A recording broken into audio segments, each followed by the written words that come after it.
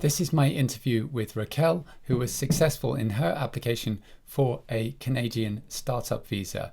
If you'd like to check out the rest of the interviews with successful startup visa applicants in this series, check out the playlist below. Can you talk about which visa did you use to come into Canada at first? Did you come straight in on the startup visa or did you have another visa? So during the process of the startup business class, I was already with my work permit just for that period. And what I did, I just changed my work permit, extending the process for the startup visa process. But in my case, I received first the permanent resident before receiving the answer for the extension because it was really fast. We received the permanent residency in 2.5 months after we applied. I've talked with many friends and other companies here, and I don't know any other company that received it so fast. Because we applied in the end of July and we received in October. Or if you stay here more than 3 years, during 5 years, you can apply for the citizenship. So I can stay, if I stay here more 2 years, I can apply for the citizenship. Yeah, that's great. And could you talk about the visa application process and the forms that you had to complete? Yes. You must have time, patience, and be very well organized for that. In my case, it was everything very fast because when I came here to Canada, we were already doing almost the startup visa program. And Latin startups gives you the letter uh, during the process because they know it takes some time to organize all the paperwork and then do the application during the program, during these 4 months of program. So it was not possible to give the letter in the end of the program, and we wouldn't have a visa to start working here if you didn't do the application before. So we had a period of time to do it, like 3 months to do it. It was not 1 year of preparation. Of course, if the company is already planning to do the application, the co-founders can organize their paperwork before. But for us, we didn't have any case that we could be connected in Latam. Of course, I did very important connections with other entrepreneurs from other accelerations to check if I was doing it in the right way. And this, I can advise that it's very important to talk with other entrepreneurs to understand how they pass through this process. Because if you do one step wrong, you are not going to be accepted. I know a lot of cases that most of them were because they didn't do it in the right moment. They passed the time, they did it in the end of the process, and then the letter was not accepted because the government takes some time to receive and see all the documentation. So you have to send it thinking that they must have at least 2 months before validate all the documents. So if you send something that is going to be expired in 2 months, it's very risky. So we did an immersion. I studied a lot, and I think I helped the accelerator to develop all the process because everything was new for both of us, for their leaders and also for us. So we did some interviews with other entrepreneurs, and then we started organizing all the documentation. we hired an immigrant agency to help us to do a checklist with us to see if all the paperwork was okay, all the documentation was okay, and also to do a second overview of everything and organize all the documentation to send to the government. This agency is from Vancouver, so we decided to hire them because they have a very successful story. The company has more than 10 years, a huge experience in the Canadian market, and their founders are Brazilian. So we could explain our situation from our country and compare the documentation. They could also see Portuguese documentation at the first moment just to be sure it was okay and then translate. So we didn't spend money doing translations that were not necessary, because you spend a lot of money doing translations and searching about documents. I had to ask for all my different employers and all my background work experiences, a documentation saying and proving that I worked there. But what I can say that I did differently, it was not asked, but I decided to do. I asked also a letter talking about my soft skills and my behavior as a leader.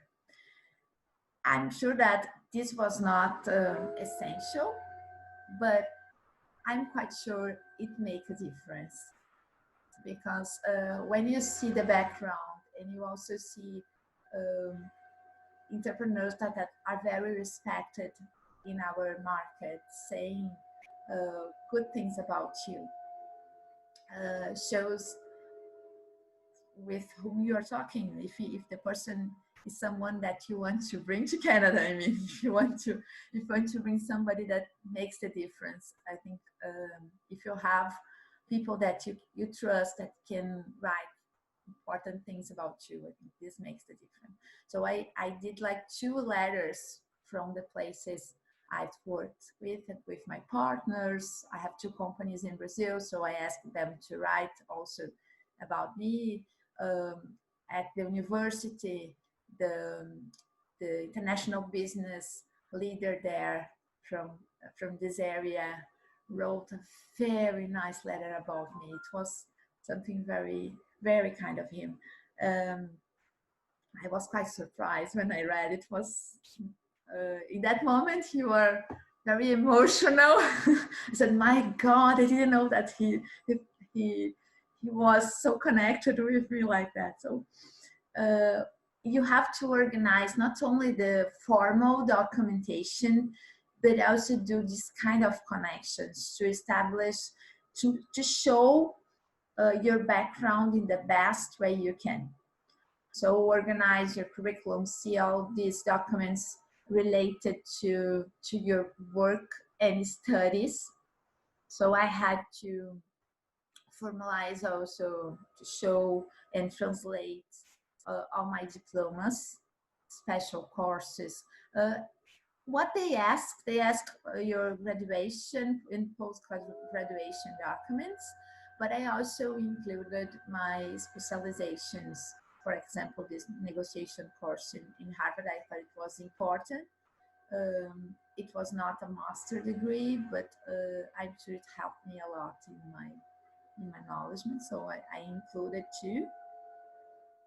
Then it has a very important aspect related to the financial documentation. You have to show with proof of documents that you have money enough to work here and sustain your family at least during 1 year.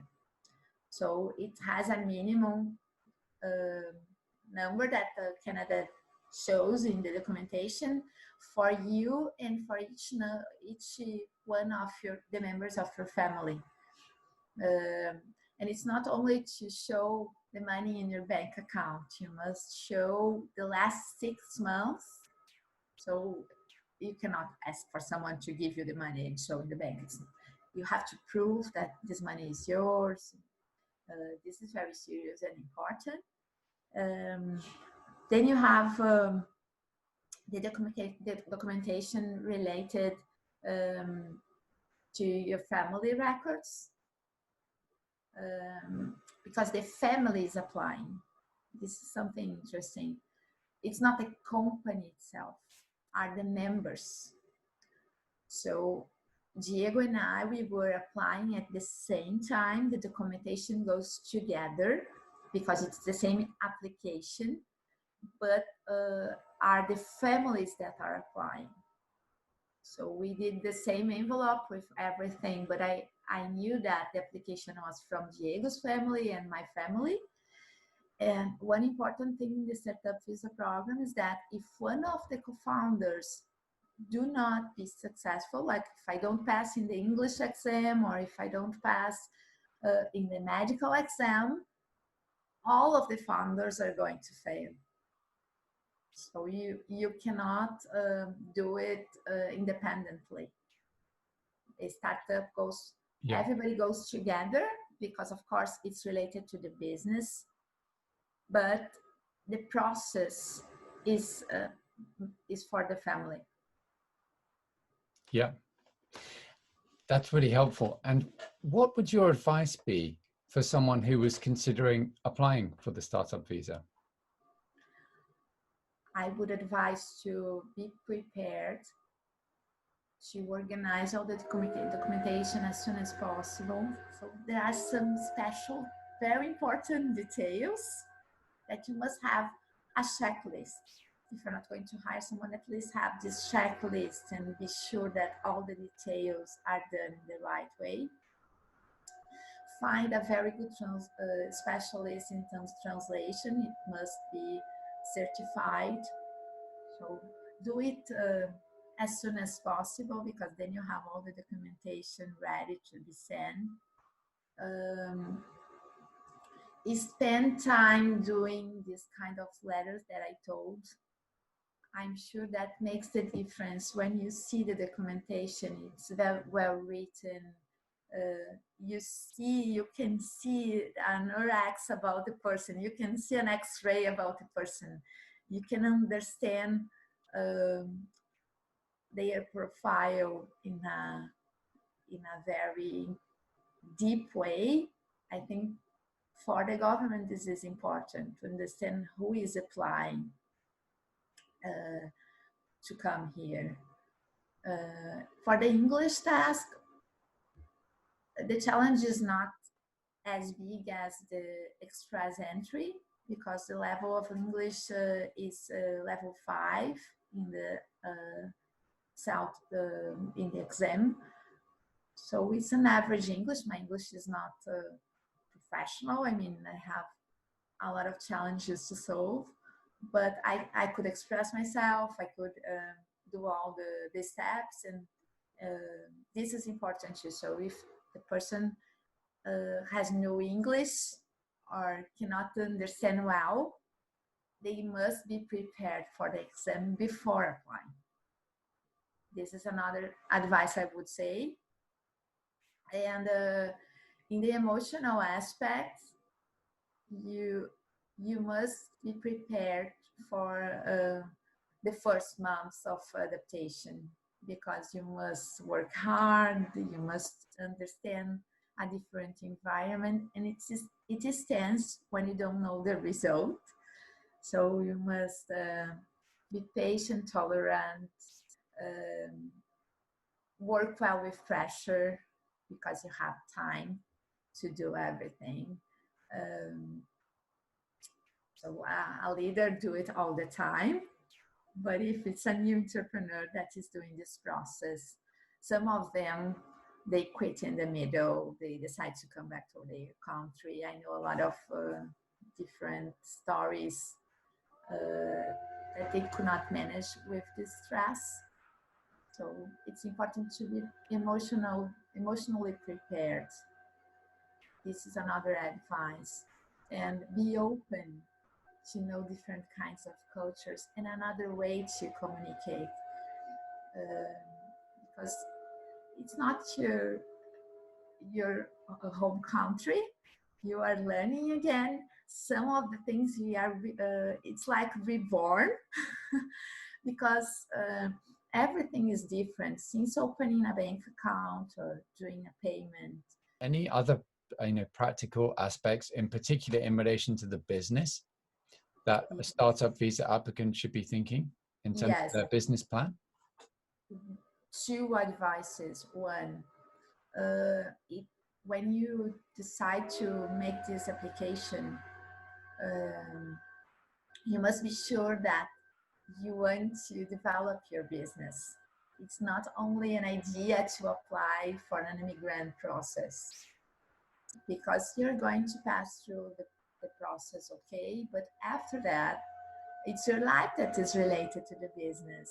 Of course, I have my documentation. I can make a decision to join other companies or to create other business, but I'm not going to spend my time doing all this process just to become a permanent resident here. It's my life, it's my time. So it's really important to be genuine, to be something that you really believe in it, a business that you really want to achieve in other country. So one, it must be a real business. And the second one is about technology involved, or at least the scalability of your business. Because when you are passing through this, Canada wants to receive innovational projects, innovative companies that that can be successful here, that has potential here. The company must be prepared to scale, or at least to have a good market and a good fit for the market here. In the startup visa program from Latam, one of the aspects I believe is important is to be scalable.